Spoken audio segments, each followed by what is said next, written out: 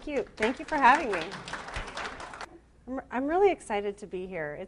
I might be a little bit all over the place when I talk with you today because all of the research that I have done for the last 20 years has been with Dr. Howard Needleman, who I know you've spoke earlier today, and many of you may have worked with him in the past or had a child that was seen by Dr. Needleman. But he and I have done a lot of research in the long-term outcomes of kids with congenital heart disease or gastroschisis, for example, or have just had a long stay in the NICU for either preterm birth or low birth weight. I mean, kids are in the NICU for a variety of reasons, making this somewhat difficult to talk about one particular outcome that we might predict for children. So as I talk, we're going to talk about those outcomes that are more prevalent, but not necessarily the only outcomes out there as well. So I'm just very privileged to be here and to be able to talk about this today. So there are a lot of fun facts out there. I didn't know if everybody knew that in 1901, Martin Kearney set up his first incubator baby sideshow at the Trans-Mississippi Exposition in Omaha, Nebraska. So kind of showing off how it would look to have a child in an incubator, and that was kind of fun. The first official NICU opens at Yale in 1965. There are approximately 280,000 admissions each year in 8% of all children born in the United States. And there are 4 levels of neonatal care. I'm probably talking to a lot of people who know a lot of these things, and then the average NICU stay, which I'm going to come back to this quite a bit while I talk today, is 26 days, but can last anywhere from hours to over a year. We've seen the range, definitely, but I want you to keep in mind during my talk today, and during previous talks, or what you're going to hear also, is that in a lot of our research and a lot of our outcome studies, we're really looking at length of stay as being a very big predictor in long-term outcome. And looking at that for whatever reason, again, there are many reasons kids might have to stay in the NICU longer than others. So it may be a congenital anomaly. It may be low birth weight. It may be extremely low birth weight. The longer that you're in that NICU is more predictive of some of these outcomes. That's been a pretty robust predictor over time. And then obviously the range of referral concerns in the NICU is vast. I mean, there are a variety of reasons that children are in the NICU, making them a very unique population to really make large claims about how to predict what's going to happen. But we're trying to do that very systematically. So we know that 7% of births result in some degree of NICU utilization. There are different criteria that people use about what is actually a NICU stay. Do you have to be there more than 48 hours? Do you have to be there more than 24? Do you have to be there more than 72? So there is a little bit of a range in some of those percentages as well, depending on how you view that, an actual NICU stay. They are obviously, I think that you won't be surprised that there is an increased risk of learning and behavioral, social, emotional concerns, feeding concerns, developmental delays, and disabilities.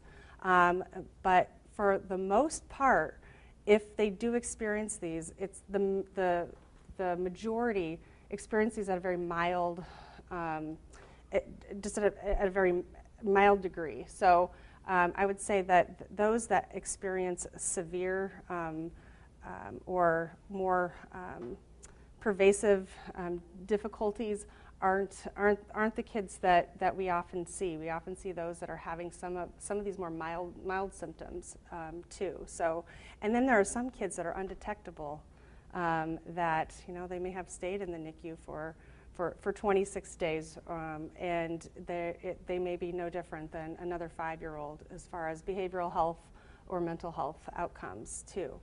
So Parents, I'm really glad that Sherry talked a little bit about parents just now, because they really do hold a major key in how a child responds to their environment and how they respond and how likely they may be to experience some degree of anxiety or depression, just like what she was talking about with making eye contact. The number of words that you might say to a child can also affect how much they're going to talk or how their mental health outcomes may look early on. So parents are going to hold a major key here that I want to talk about a little bit too. We talk, broadly. We're seeing kids that are graduates of the NICU that are at increased risk for gross and fine motor delays, speech and language difficulties, feeding difficulties, autism spectrum disorder, behavioral concerns, ADHD, cerebral palsy, learning disabilities, ID or intellectual disabilities, and vision and hearing impairments. So when I kind of talk broadly about some of these things, I think there are, but you're more likely if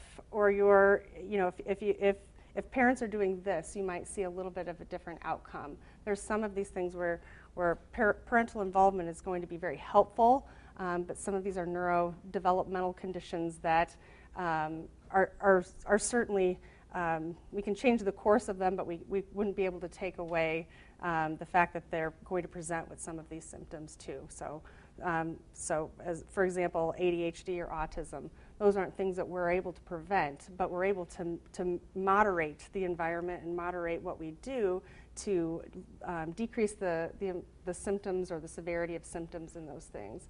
But other things such as anxiety, depression, some of those things are somewhat easy to moderate and maybe even mediate by parent involvement.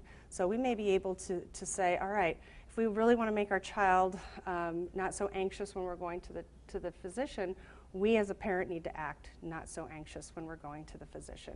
Or maybe it's our yearly check for cardiology.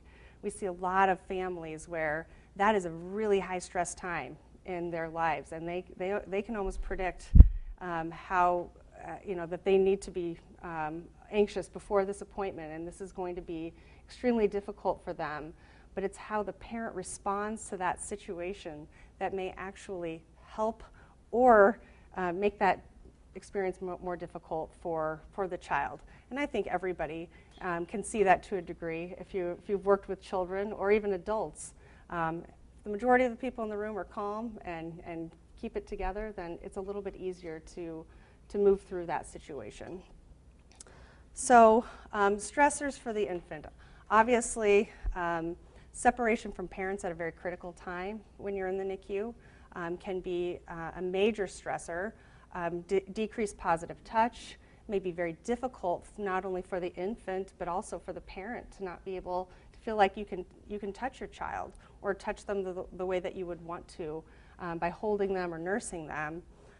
Painful procedures.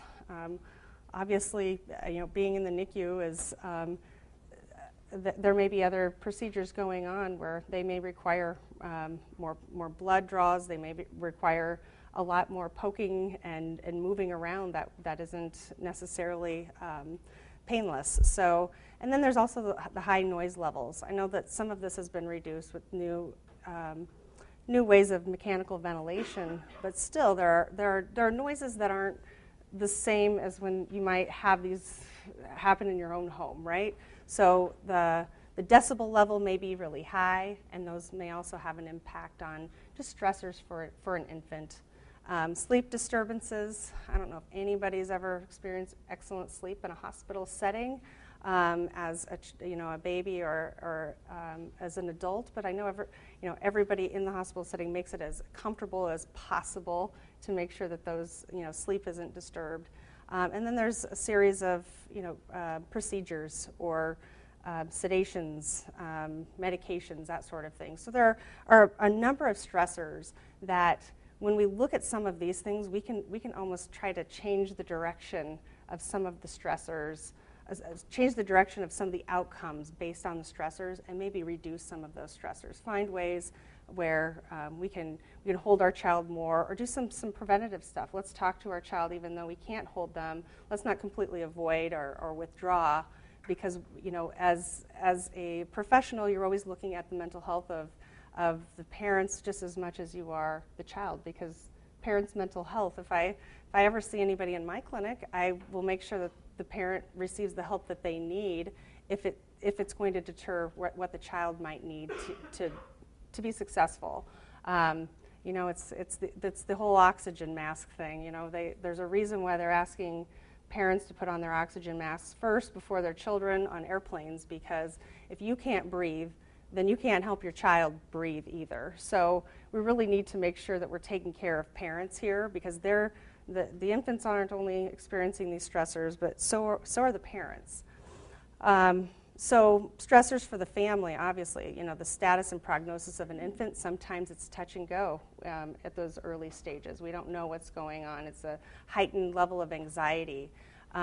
Adjusting to being a parent, or adjusting to be a parent for the first baby, but maybe even a parent of 2 children. You've got one at home and one here, or multiple children in different places. This is a huge adjustment just to have a child. And then you have one that requires a neonatal intensive care stay. Physical appearance of an infant. These children might be born early. They may not look like you imagine that they may appear. And so making sure we're working with parents on all of these little things that can result in better outcomes for them, so that their mental health is always at the forefront of what we're doing. And making sure that NICU environment and that separation from the infant and the parents, minimize all of these additional stressors for the family. And mom still has to recover from childbirth, as it turns out. That doesn't just go away if their child has a NICU stay. So mom has some physical needs, not only emotional, but some physical needs that she that need to be attended to. So. And then the communication and lactation, which is also can be stressful regardless of if your child is in the NICU or not. That's a very stressful time for moms. They're really wanting to try to do this, and it may look very different if you have a child in the NICU. And then also sleep disturbances. Parents, I think we all learn to function on a very low-grade sleep deprivation mode once we have children, but if we have children that are hospitalized, it's a different mode that we're functioning on too. So toxic stress in the NICU, there's some examples from some studies about experiences in the NICU, and any pediatric hospitalization can precipitate toxic stress in a child as well as in the child's parents, particularly if the child and family lack support to buffer their experiences. So remember, when they leave the hospital, they may not have the social support that some people have in order to help buffer that. And they may not have grandma or grandpa or aunts and uncles or friends that can come tend to the other children at home. So some of this toxic stress is the addition of variables that are adding on to the stress of the entire family unit. So we want to foster that social connectedness, get them connected to what they need. And again, I think the child's in really good hands in the NICU. It's the parent at that point that can really help shape how they're going to view things from this point forward. This is the time where they bond with their child. They're forming that attachment with their child. These are very critical points in child development and also parental behavior. Our behavior, in fact, is very predictable. And as parents, we get into a mode of this is how we do things, even if it's not very effective. Our past behavior tends to predict our future behavior. So if we can set a pattern at the beginning that is effective, then we might see changes over time and down the line that wouldn't be there if we didn't think about these things while that child was in the NICU.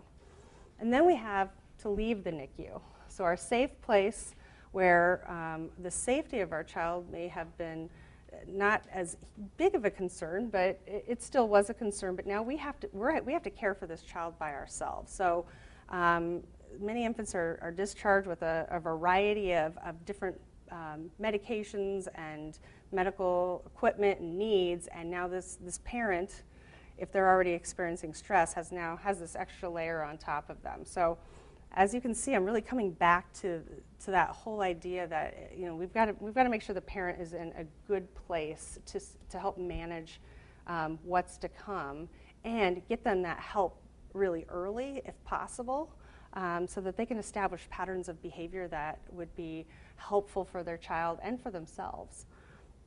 So there's a high probability of home care and health care utilization post-discharge.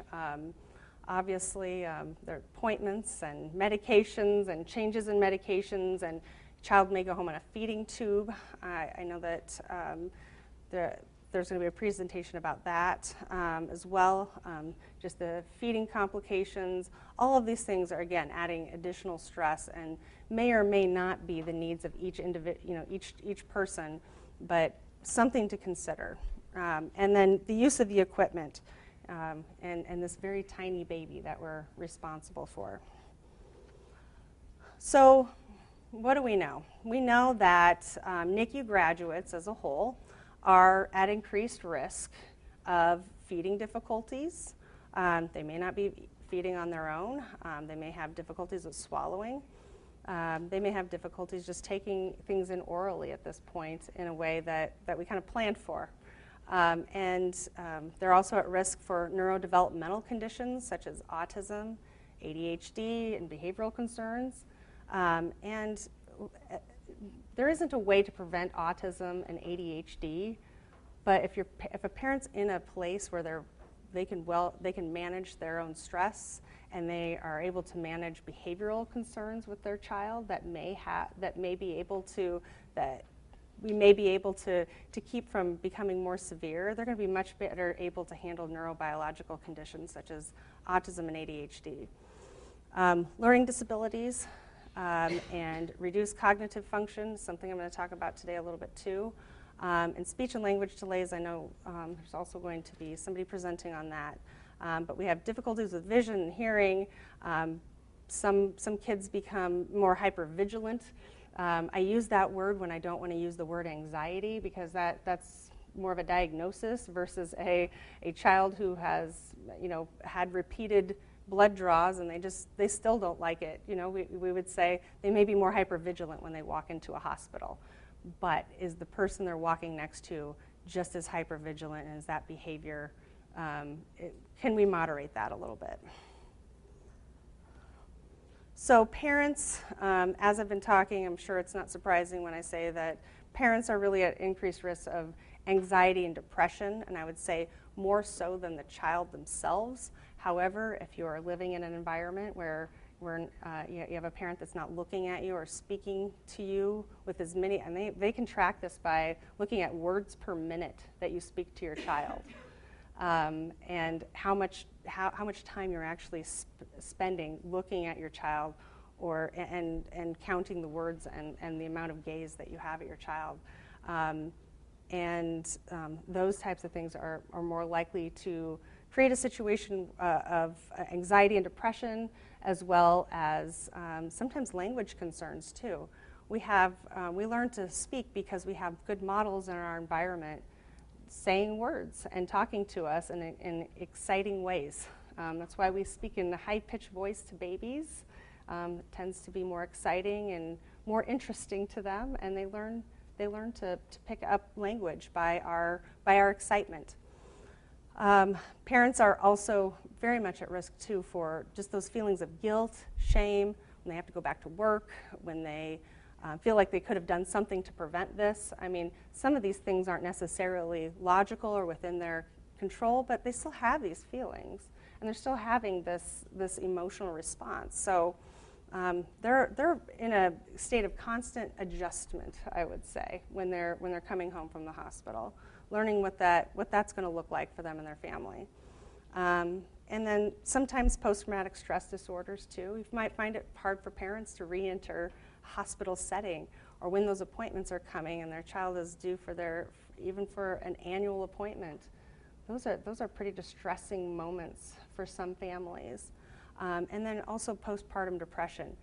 Just because you have a child in NICU doesn't mean you're less likely to have what many moms are susceptible to, which is postpartum depression. Just because you had a baby, but now you've had all these other variables and you've had a baby. So screening for depression is a really important thing that we've been doing in follow-up clinic with the Edinburgh scales. Really do a screener to see if that family needs some help, that parent needs some help with how they're working through the day. And remember, you may be the only person that ever asks them these things. Somebody may ask you if you want me to bring over a casserole or like a pizza or something. There are very few people out there that are going to ask you if you feel like harming yourself or if you feel like you're crying most days and this has gone on for more than 2 weeks. These are the types of things that a lot of people try to avoid and not ask their friends who have just had babies. I mean, it just doesn't seem, it wouldn't be a normal interaction. But those are the types of things that we can all do. I laugh because I talk this whole post-traumatic stress disorder. I don't have it, but I was just here on Sunday, and I haven't been at Methodist Women's Hospital since I had my youngest, who's 8. And my 14-year-old was playing baseball the other day and slid into home and caught the cleat of the catcher's cleat, and just ripped his leg right open. So we were at this hospital. It was great. We walked right in. The ER is fantastic here, by the way. But we came in, and I just remember thinking a little bit about, all of the ways that this could be a difficult situation, right? You're in that situation, and you're like, if I start freaking out, this is going to make it very hard for him. If I start, all of these things are very, very, very difficult to do in the moment, but it's so important because then it's like your child's going to look at you and say, is it okay? And you're going to say, yeah, sometimes, even if you don't know, because it's better in that situation and where they're at cognitively to give them that sort of calm and that response. So it is really important to know that this type of behavior can lead to feelings of stress by the parent just walking back in, not even in an emergent kind of situation. So it is really, really important to think about a time maybe in your life too where you're like, if I would have done this, I could have made this much more difficult for my sister in labor, or my child who had to go to the ER, or my child who had to go to the doctor and just get their immunizations. Some parents don't even want to be in the room with that. But if you're thinking about a parent that is going through what they've gone through with a child, it could be very traumatizing just to walk through the front door. Okay, so I am going to talk about a few of these on the list here because these are the most prevalent things. These are the relative risk is a little bit greater for some of these things.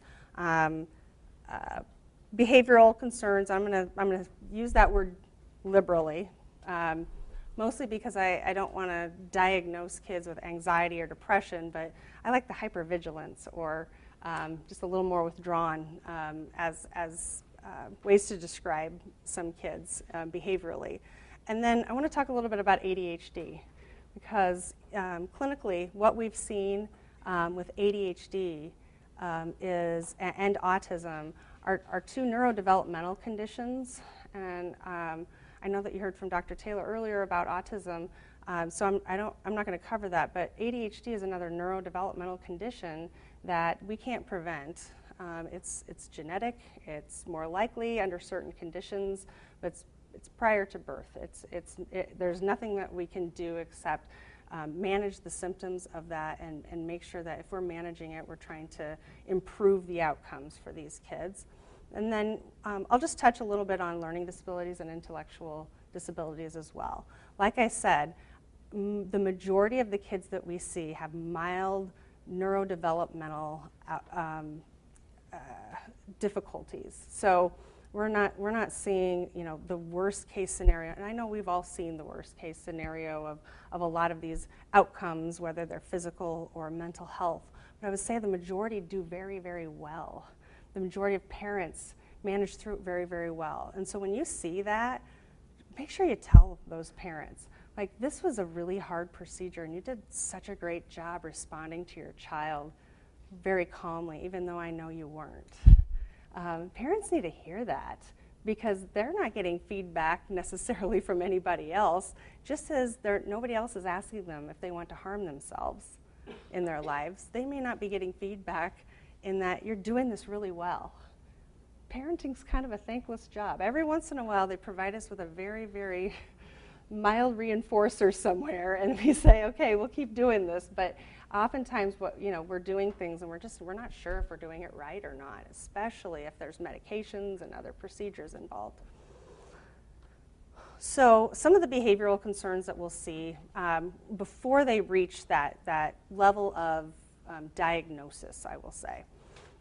Difficulties with self-regulation, impulse control. Self-regulation may be being able to appropriately be happy when when you hear you're going to the park today, or being appropriately upset when somebody asks you to clean your room, or being appropriately upset when something doesn't go your way, right? So self-regulation will really suggest that we may have the right response, we're just not the right intensity of that response. Too much of that response one way, in the correct direction, but too much. Impulse control, doing things, saying things without thinking. Hyperactivity, so these kids are pretty observable. Hyperactivity is a very observable event, so is self-regulation. And aggression, just being more likely to use hands and fists and throwing things and hurting others with words or by physical means too, which is an observable event. And we're going to see that more often when you have a child that isn't speaking as well. That's the way they're communicating at that point. So sometimes when we see aggressive kids, of course we want to intervene, but we also want to make sure, is their speech development on par? Do we need to at the same time refer over for a speech language evaluation?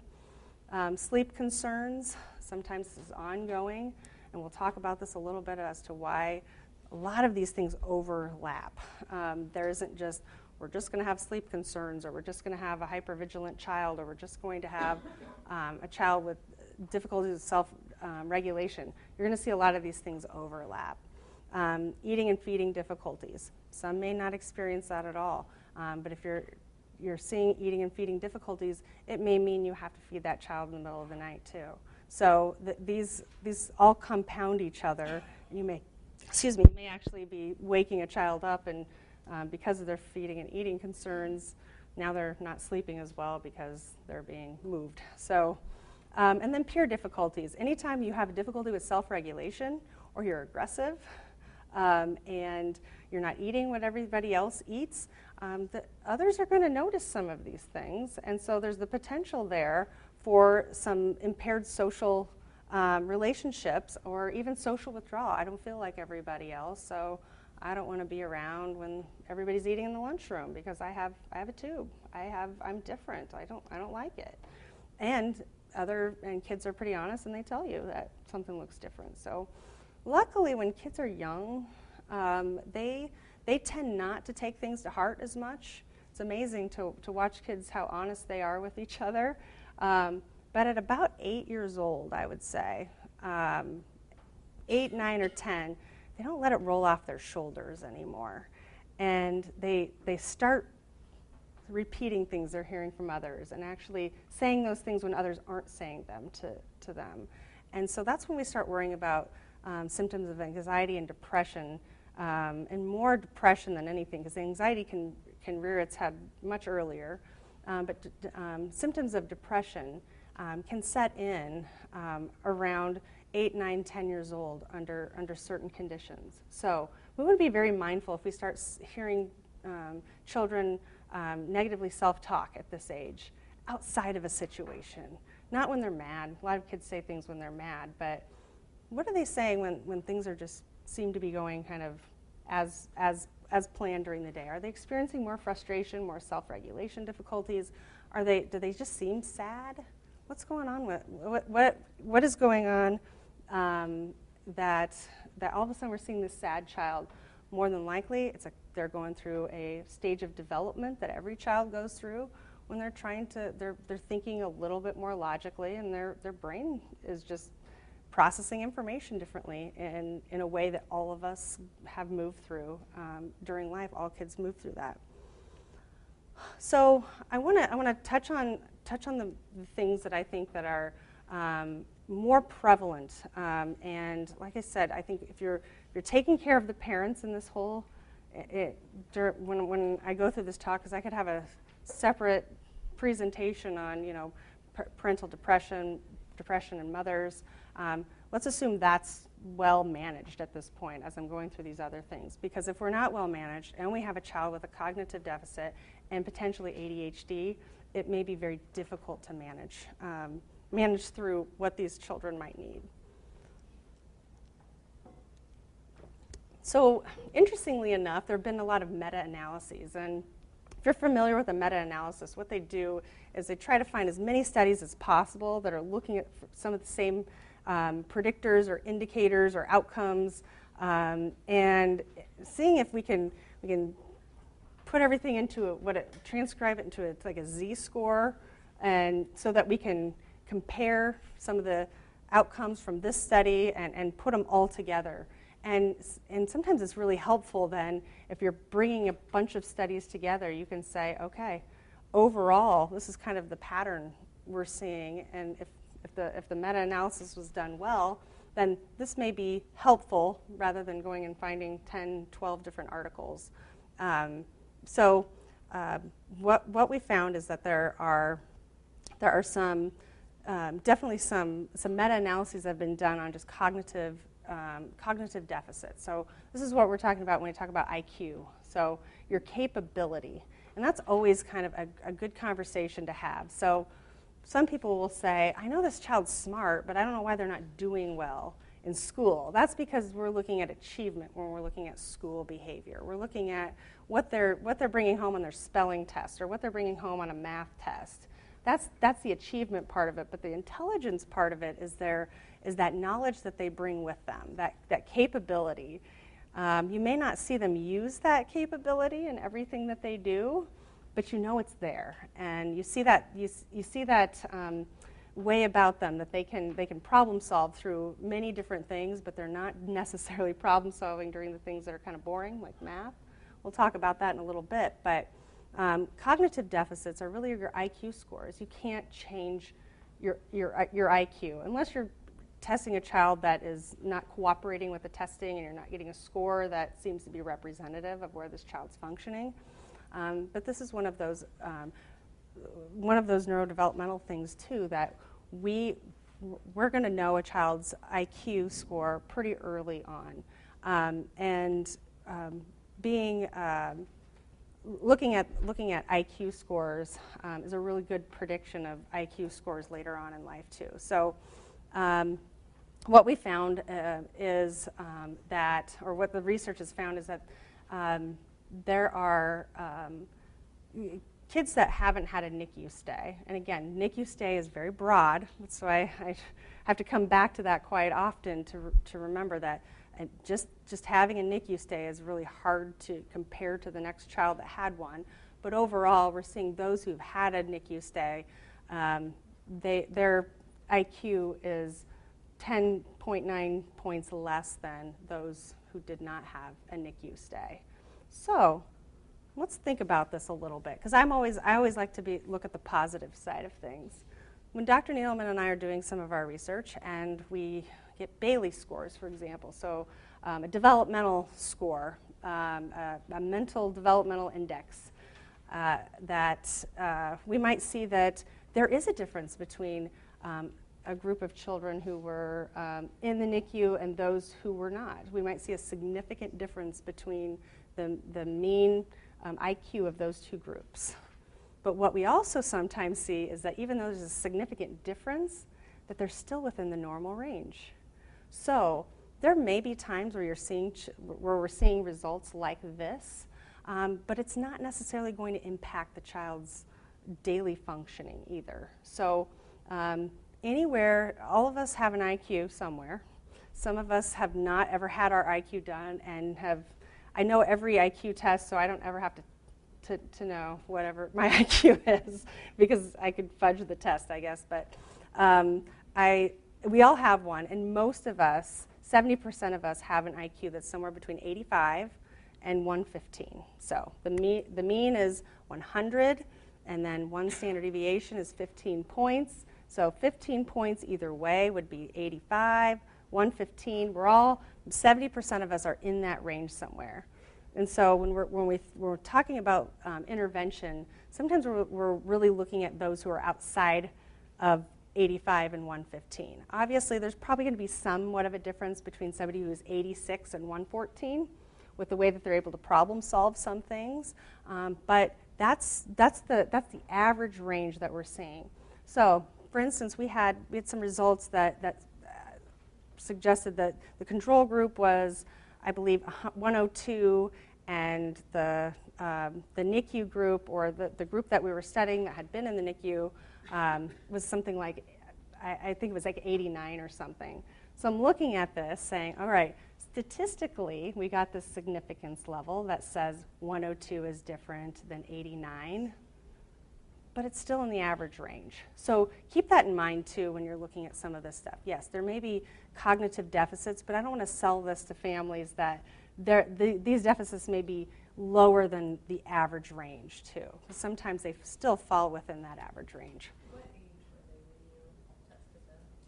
Oh, so the age of 2 years. 2 years, yeah. And that would be like using a Bailey scale of infant development, too.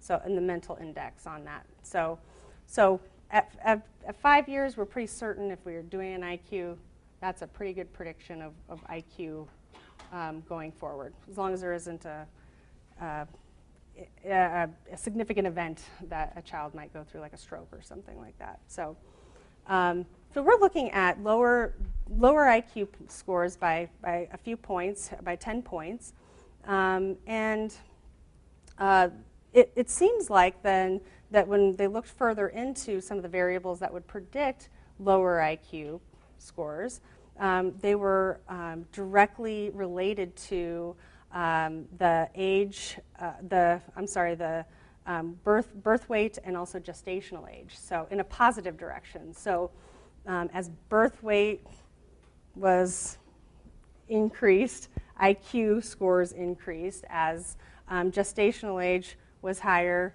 IQ scores were higher. So there seems to be a direct relationship there between birth weight and gestational age and cognitive outcomes. So the longer you stay in mom, and then the more that you weigh, may be somewhat predictive of cognitive, just your cognitive outcomes too. So. And this was also, there's also another study that did this whole meta-analysis thing too, and what they found were very similar, just like that full scale IQ. And sometimes what we find is that there are different subscales that come with IQ, but we usually look at the full scale, right? Just your overall one number that can kind of describe what you do. Some people have a higher verbal intelligence. Some people have higher performance intelligence. Verbal would be giving answers in a verbal form. Performance would be more like I can solve puzzles, doing things without words that require words. Some people are discrepant in that way, but we often find that the full scale usually describes that person the best, unless those two are really, really different.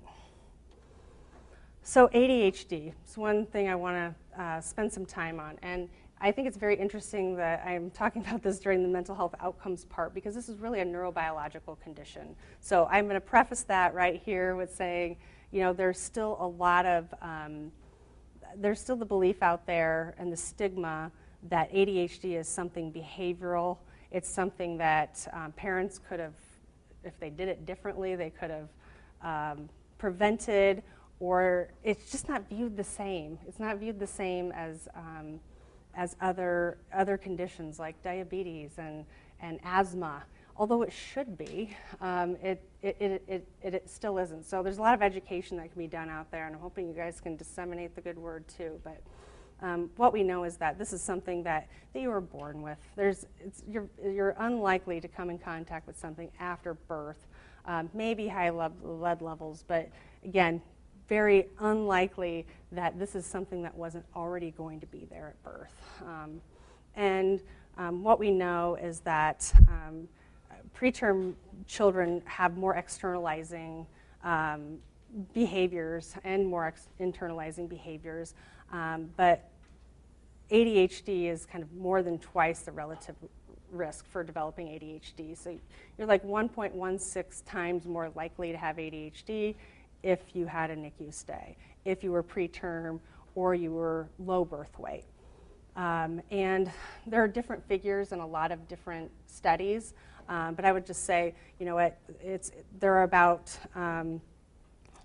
7 to 10% of kids in the U.S. that have ADHD, and we break it down by state. There are some states that have a higher proportion of ADHD. There are probably a lot of reasons behind that, but what we know is that about 7 to 10% of kids have a diagnosis of ADHD. That percent has definitely increased over time, but I will say we're much better at identifying it. We're not just calling the kid who runs around the room, like maybe when we were younger or I was younger, you know, we didn't have a name for this thing.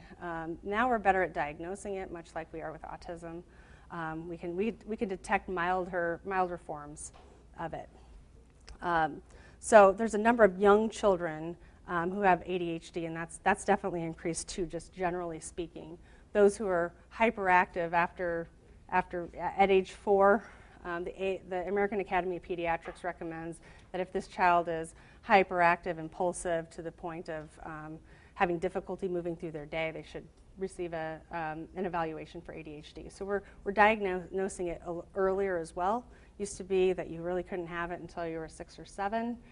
Things have changed even since I've been in practice, that we should identify these kids much earlier.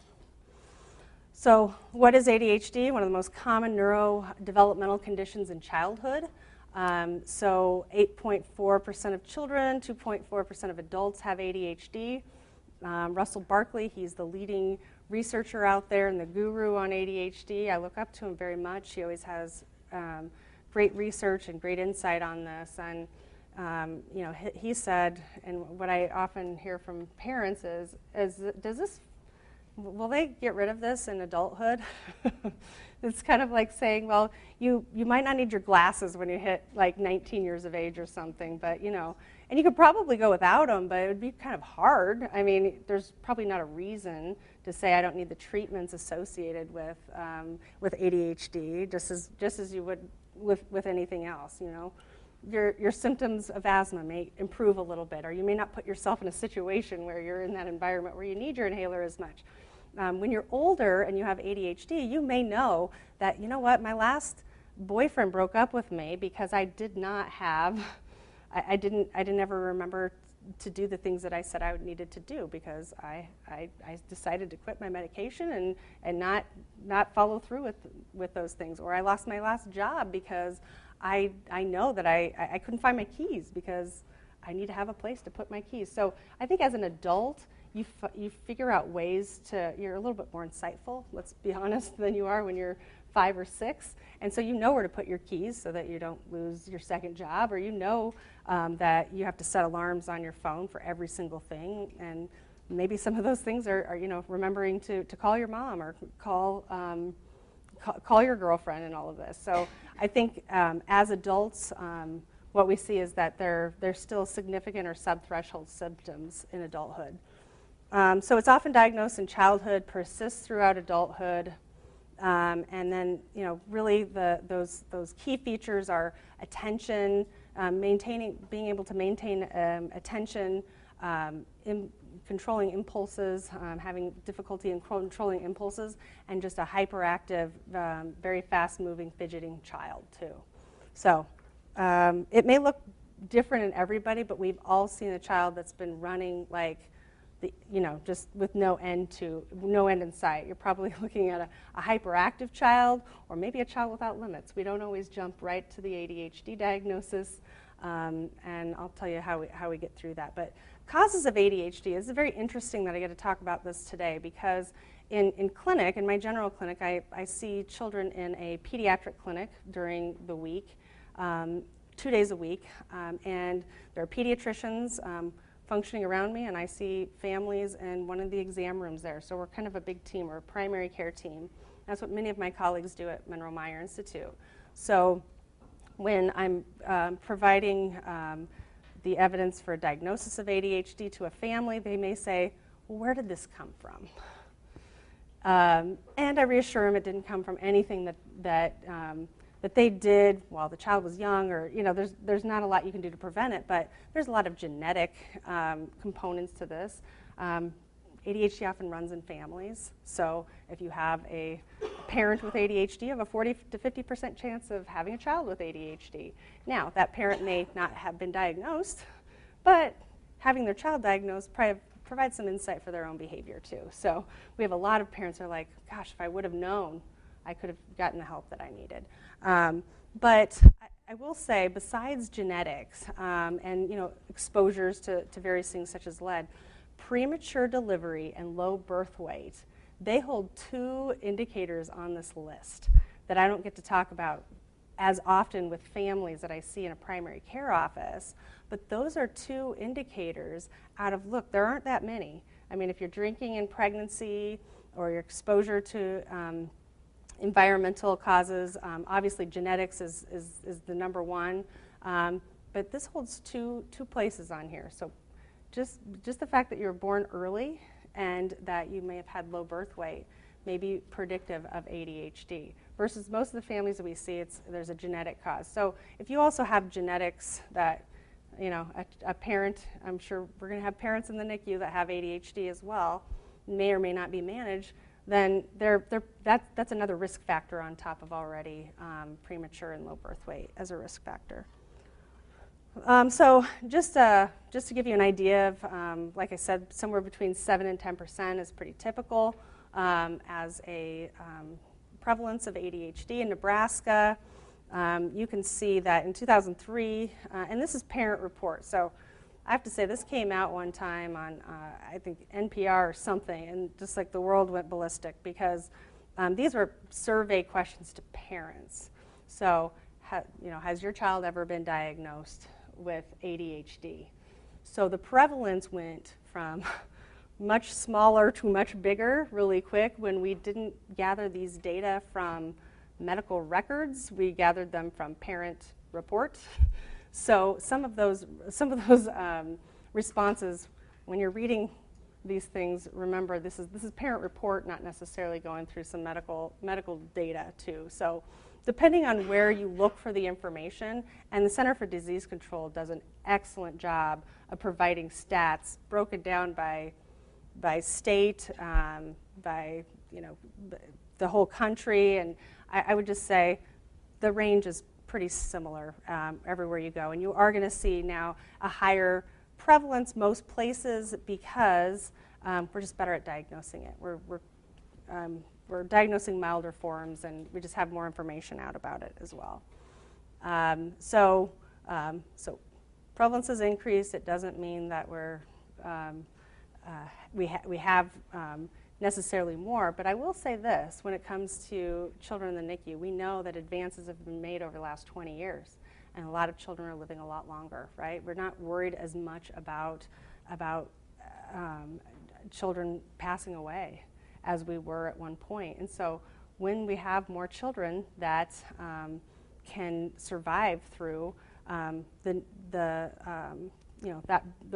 birth complications or low birth weight and that sort of thing, we're going to see more that have neurodevelopmental concerns as well. So So it's actually kind of a good thing to see some of these statistics creep up just a little bit, because we know that more kids are living and being able to live and not pass away. So you can check this out. Go to Center for Disease Control. It really breaks it down to the point of I don't really think it's necessary to break it down that much, but we fall in an area that's around 10%, and sometimes it's a little bit higher depending on the type of study you're looking at. So really the point of this was to say, if you ask parents, you're going to get a different percentage than if you're going through medical records and looking for percentages, and or if you're counting how many scripts are written in our state versus another state. So just make sure you know what the methods are that you're looking at there. But the formal diagnostic criteria, there are really 3 types of ADHD. There's inattentive presentation, hyperactive impulsive presentation, and then combined presentation, which really is both hyperactive, impulsive symptoms and inattention. So these kids with inattention are really interesting, because these are the kids that fall through the cracks, definitely. These are the kids that I don't diagnose at the same time in life that I do with the hyperactive impulsive ones. Those that are hyperactive impulsive, anywhere from age 4 or 5 on, but usually those symptoms that, if you ask parents about, tell me the history of, what teachers have said in the past and the type of energy level this child has or how they've done in school, what are some of the bullet points that are pretty consistent? And it's usually like, doesn't stay seated, moving around the room, touching everybody's stuff, getting in people's faces, invading personal space. That's been going on for pretty consistently across time and then also across settings. So you can't have ADHD just at home, just at school. It's everywhere. And so the inattentive type, though, looks very different at times to the hyperactive impulsive type. So these kids may actually sit in their chairs, but they're not focusing on anything that's going on. Or they may have found ways to make it look like they're writing something down, but they're not writing anything down. So some of these kids, especially the inattentive kids, tend to fall through the cracks. And I will say the kids that I see from the NICU often fall into that category. And I'll see a lot of kids with congenital heart disease that fall into that inattentive category. They may not be out running around, but there are definitely more that I'll see in that inattentive group that may not get diagnosed until 5th, 6th, 7th grade, sometimes even longer than that, because they're not moving around. There's not visible signs. They're bringing home consistently low academic grades are consistently low, but they're not necessarily being disruptive in class or causing a problem. Those types of things are handled much quicker, as you might imagine. These are some of the symptoms. You have to have 6 on both lists to have the combined type, and this is through a variety of measures. We don't just go through and ask parents this. They fill things out. Teachers fill things out. We do an observation. But if you consistently have 6 from each, you probably have the more combined presentation. And if you have just 6 on one or the other, then you may have just the inattentive or the hyperactive impulsive. Symptoms are present before age 12, and then they have to present in 2 or more settings, right? So I often see kids that, they just don't have a lot of instructional control at home, right? So they look hyperactive because they're just not following instructions. So I'll see a lot of those, and teachers are like, he's fine here. And so we know at that point then we're probably not need to manage ADHD, but probably behavioral concerns too. And behavioral concerns can come on for a variety of reasons. We might treat these children a little bit differently. In fact, some of these children may not have been expected to live, or we may not have expected the outcome, so we treated them a little bit differently. We know that vulnerability is really important. Again, it comes back to that pattern of behavior that we had. We don't tend to change how we do things unless we intervene in some way. If we've always kind of let this child do what they wanted because, look what they've been through, or, I think a lot of parents finally get to the point where okay, we want to treat them like everyone else, but we're obviously not because they're not responding to, we're not able to set effective limits with these kids. So we do have a lot of that we manage as well. So I'm going to throw this out here too. So when you have a child with ADHD and you're looking at all the predictors of outcomes in mental health outcomes or outcomes in children that have had a NICU stay, ADHD is, if it's present, then you also have a host of other conditions that are more likely too. So, and these are not only because of the ADHD, but they could be because of something separate that is going on as well. So we're also going to see more oppositional defiant disorder. Up to 65% of kids with ADHD also have oppositional defiant disorder. These are the kids that just say no and they won't do anything that you ask them to and laugh at you and stuff and run off.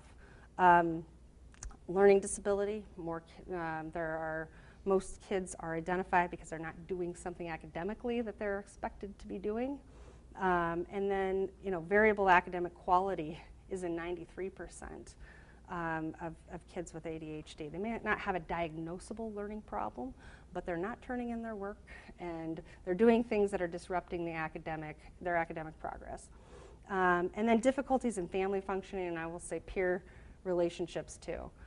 When you have somebody in your face talking to you or telling you that these are the rules and they're way too close, that gets aversive after a while to your friends, and they tend not to like that.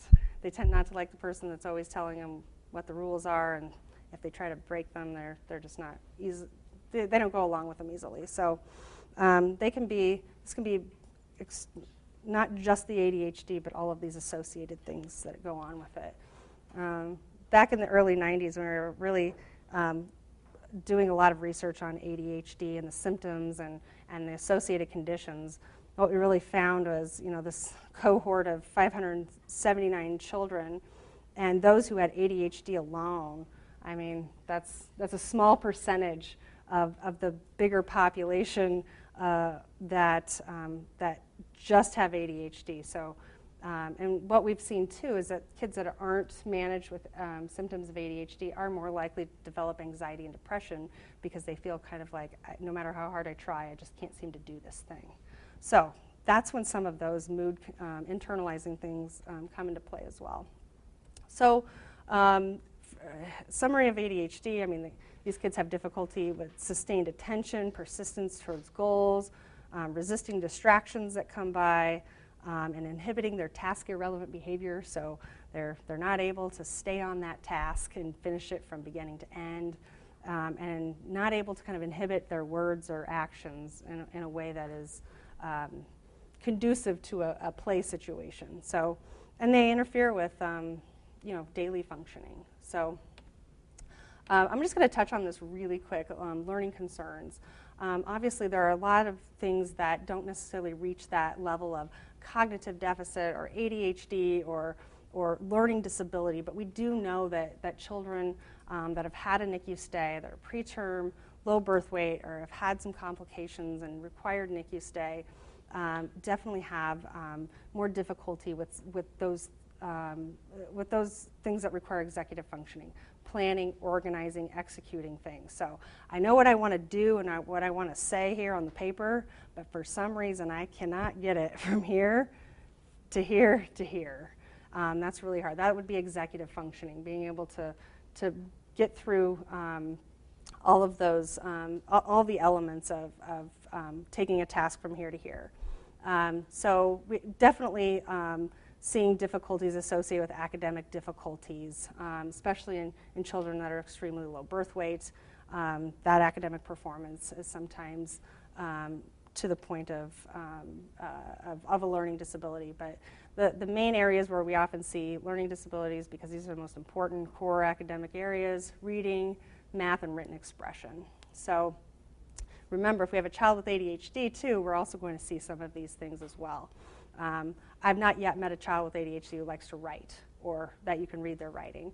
And so it's very, very difficult then to say, well, is this separate from, the ADHD or whatever? And it's possible both are occurring at the same time too.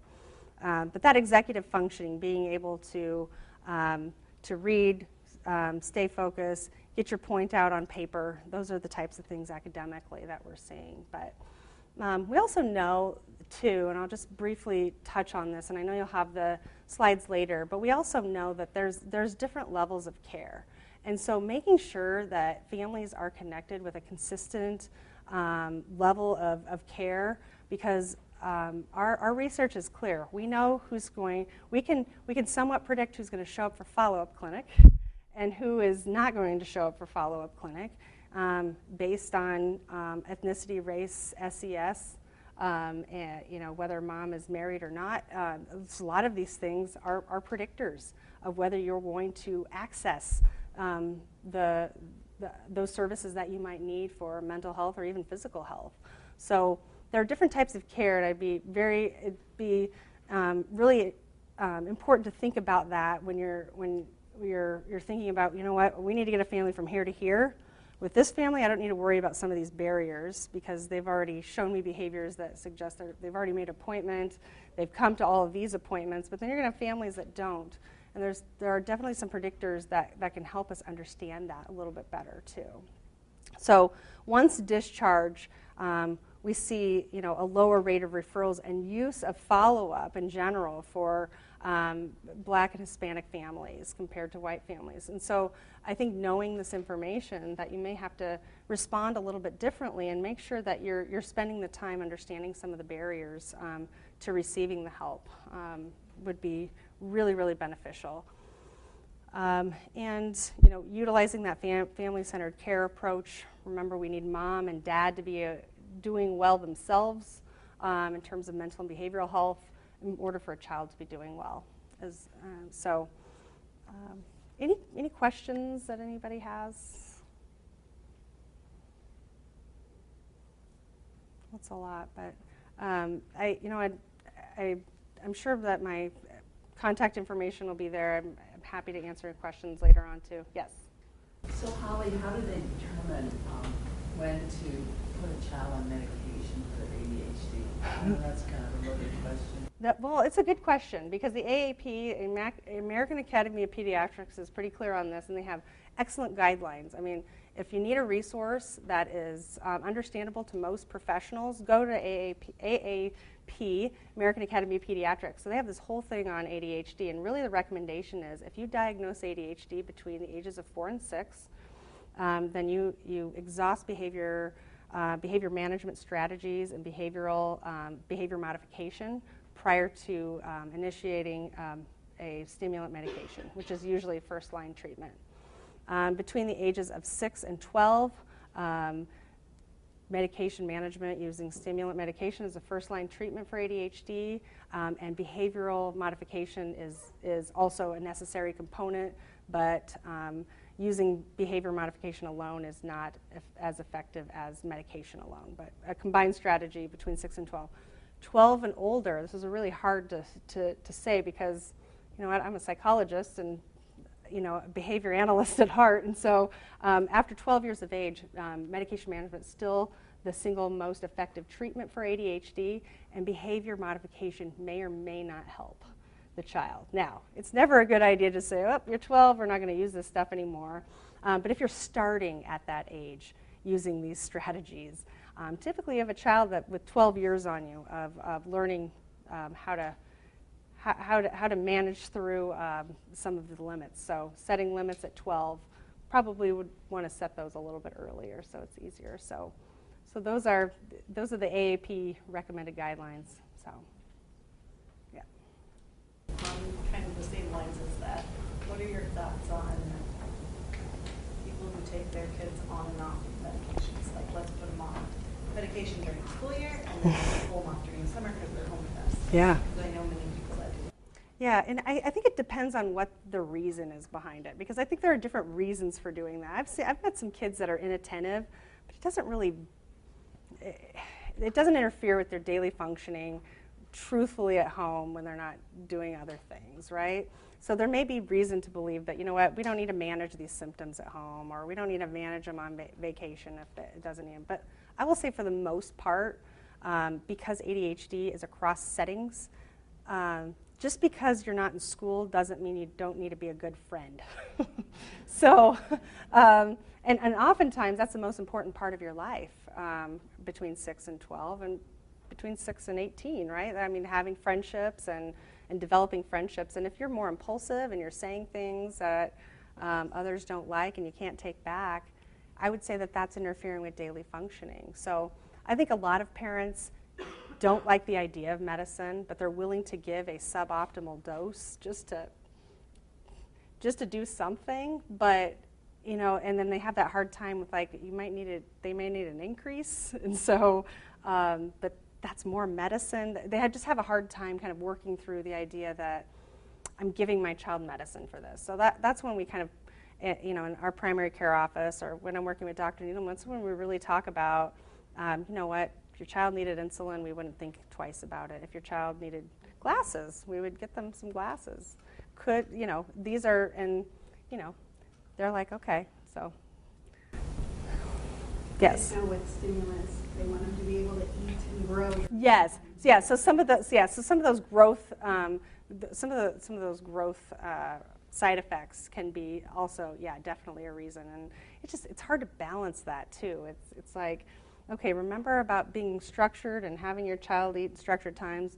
When they're on ADHD medications, you're like, just let them eat whenever they're hungry, because they might be hungry at 8 p.m. for a full meal, but that's because of the medicine too. So adjusting some of those expectations. But yeah, it's a really good point.